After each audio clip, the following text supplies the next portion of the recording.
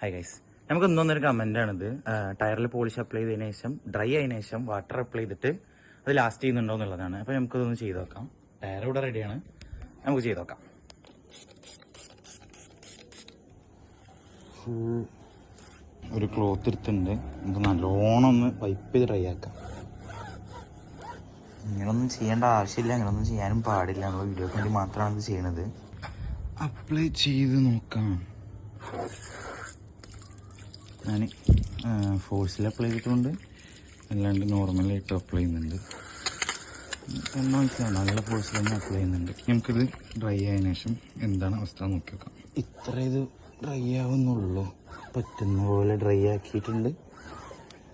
Okay, നമുക്ക് നോക്കി നോക്കാം. ഇതാണ് വെള്ളമടിച്ചതിന് ശേഷം വീണ്ടും ഡ്രൈ ആക്കിയതാണ്. വെള്ളമടിച്ചതിന് ശേഷം നമ്മൾ ക്ലോത്ത് യൂസ് ചെയ്ത് തുടച്ചതിന് ശേഷമാണ് ഡ്രൈ ആക്കിയിട്ടുണ്ട്. മൊത്തം കയ്യിൽ കണ്ടാൽ അറിയാം ഡ്രൈ ആണ്. ഇതാണ് റിസൾട്ട്.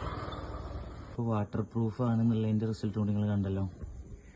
ആ കമൻറ്റിൻ്റെ ഡൗട്ട് ഞാൻ മാറി നിരുന്നു. വാലിഡ് ഡൗട്ടാണ്, അതുകൊണ്ട് തന്നെയാണ് ഞാൻ വീഡിയോ ചെയ്തത്. അപ്പോൾ ഇതാണ് അതിന് ശേഷമുള്ള റിസൾട്ട്. അപ്പോൾ താങ്ക് യു. നെക്സ്റ്റ് വീഡിയോയിൽ കാണാം.